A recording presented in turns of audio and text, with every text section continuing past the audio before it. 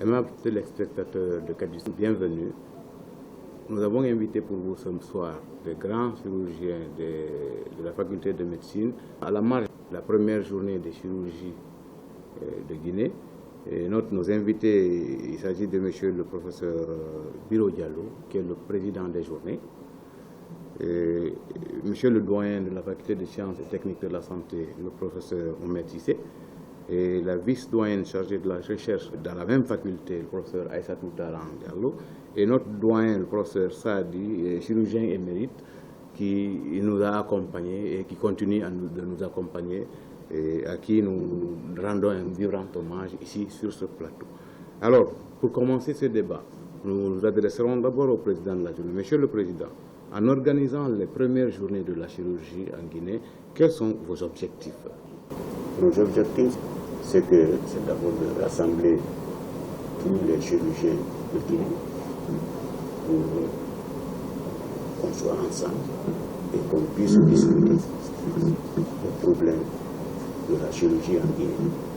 Comment est-ce que nous devons tout mettre en œuvre pour évoluer ensemble, pour se donner des idées pour la promotion de la chirurgie guinéenne.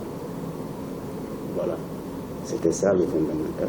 Monsieur le doyen, à mi-parcours, on est presque vers la fin des journées. Mais qu'est-ce que cette journée vous a inspiré dans le cadre de la formation des médecins dans notre pays? Je pense que ces journées sont venues à point nommé pour la simple raison que ça fait plusieurs années maintenant qu'il n'y a pas d'organisation de congrès de chirurgiens dans notre pays et que celle-ci, comme le président du comité le disait tout à l'heure, a permis de réunir tous les chirurgiens guinéens à un même endroit pour discuter des différentes expériences permettant d'améliorer la pratique chirurgicale d'une part, mais aussi pour permettre aux uns et aux autres d'offrir à notre population les meilleurs soins de qualité en termes de chirurgie. Alors, au cours de ces journées, naturellement, il y a eu des communications scientifiques, mais aussi, surtout, c'est la participation des jeunes assistants de la faculté, participation massive, qui ont fait des communications qui permettent à notre institution de montrer que nous sommes en train d'aller de l'avant avec cette jeunesse. Autre élément majeur, ce sont les tables rondes qui ont été tenues, 2 tables rondes qui ont permis de discuter d'une part justement de la déconcentration de la chirurgie dans notre pays, mais aussi surtout de la formation des spécialistes dans le domaine chirurgical, et table ronde qui a été animée par notre maître, le professeur Sadi, mais aussi par d'autres panélistes qui sont venus des autres pays de la sous-région où les expériences ont été échangées, et tout ça là en présence de monsieur le secrétaire général du ministère de la Santé qui a pris bonne note des différentes recommandations et résolutions nous permettant justement de planifier une meilleure formation en termes de chirurgie dans notre pays. Professeur Sadi, vous avez été cité, c'est vous qui avez coordonné cette table ronde. Alors, vous êtes pétri d'expérience, nous savons qui vous avez été, qui vous continuez d'être dans la pratique chirurgicale de ce pays. Quel est le mot que vous pouvez nous confier ici par rapport à justement ces journées? Les problèmes majeurs que nous vivons sur le plan de la santé, et particulièrement aujourd'hui sur les urgences, l'accès aux soins d'abord et l'accès aux urgences, nous sommes parvenus à proposer ce qu'on appelle un plan national. C'est fondamental. C'est à partir de ce plan national que le ministère va prendre ses dispositions sur le plan décisionnel chez eux, sur le plan financier, parce que tout ça, ça nécessite beaucoup de moyens financiers, matériels et autres. Et nous pensons que ça a été extrêmement positif. J'ai l'habitude des manifestations scientifiques. Aujourd'hui, je remercie vivement le comité d'organisation, l'ensemble de mes collègues, parce qu'on a fait quelque chose sans aucune prétention qui est au niveau des conférences et manifestations internationales. Qui parle de communication scientifique, parle de recherche. Professeur Taran est la patronne de la recherche de notre faculté. Alors, cher maître, comment appréciez-vous aujourd'hui la recherche dans l'institution qu'est la nôtre aujourd'hui? Merci beaucoup pour cette question. Moi, je remercie mes collègues qui sont autour de cette table et notre aîné, le professeur Sadi. Et si on est ensemble, c'est pour les jeunes, effectivement. Vous savez, la communication scientifique fait partie des critères fondamentaux pour la promotion académique. Donc la recherche, c'est par elle que véritablement les résultats de nos activités sont exprimés, sont diffusés. Alors la recherche, oui, toutes ces communications que vous voyez sont des thématiques de recherche-action, parce que ça traduit les préoccupations que nous avons dans notre pratique quotidienne et aussi ouvert vers le développement, vers donc le progrès scientifique. Alors ces jeunes ont prouvé qu'ils avaient besoin de ces journées-là et ils se sont exprimés.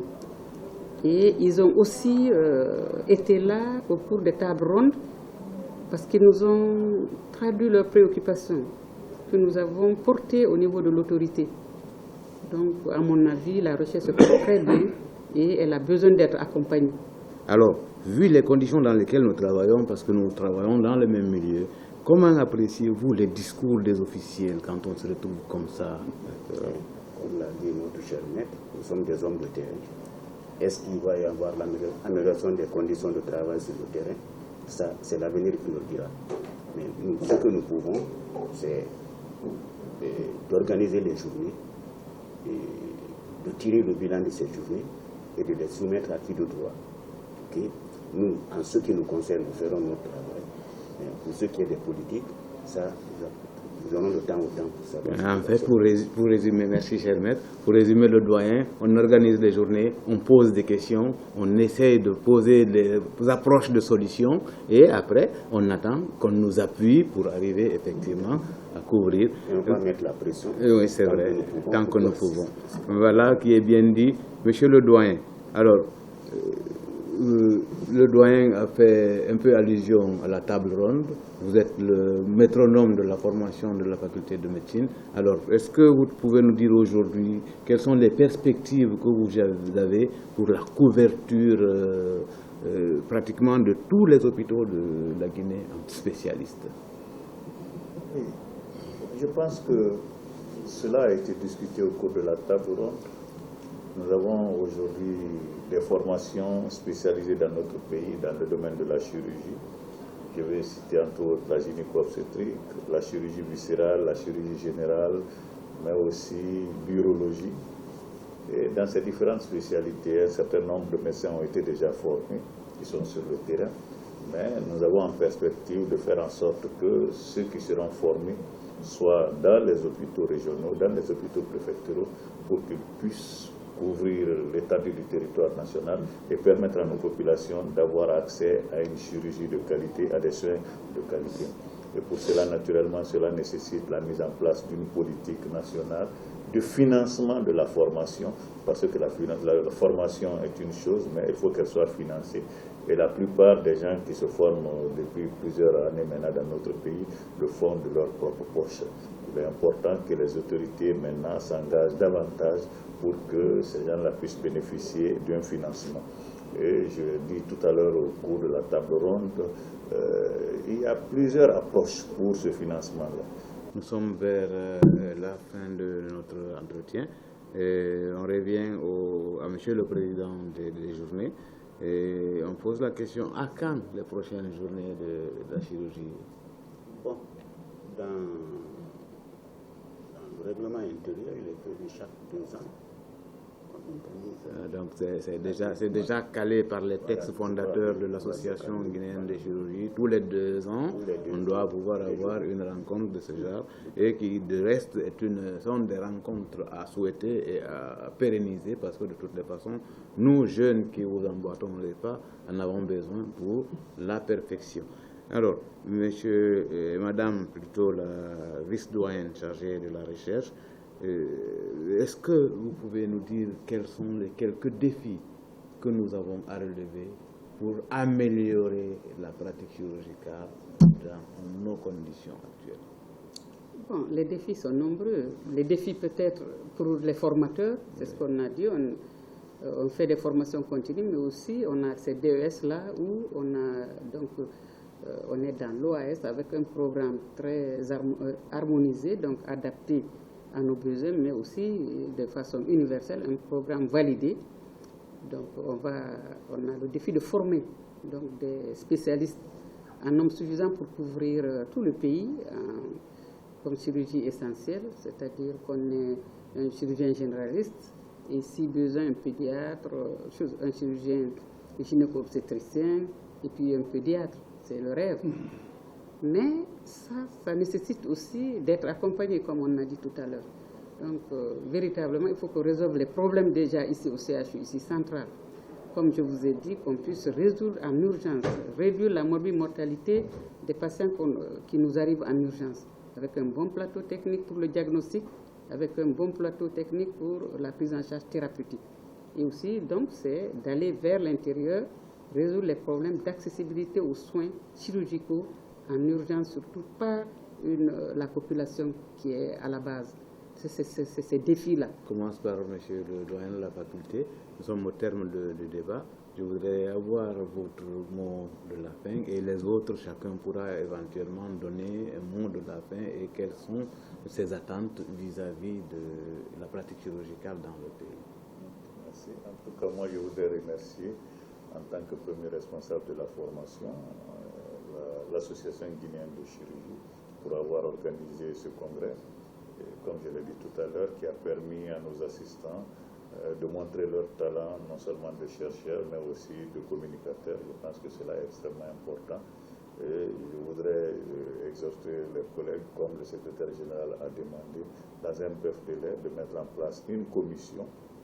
Et bien sûr, dans la foulée du congrès, parce qu'on est pris par le temps, pour pouvoir élaborer un plan national pour la chirurgie qui va être intégré justement dans le budget du ministère de la Santé pour l'année 2020. Merci beaucoup, merci cher maître, merci monsieur l'enseignant. Je pense que notre débat prend fin ici et nous remercions les téléspectateurs pour l'attention qu'ils ont portée à cette émission et nous vous promettons que nous n'allons pas vous lâcher de sitôt. Désormais, la faculté de médecine, les centres hospitalo-universitaires et toutes les structures de santé seront à la une et parce que nous aussi, nous avons l'ambition de contribuer à la promotion de cette discipline dans notre pays. Et je vous remercie. Merci.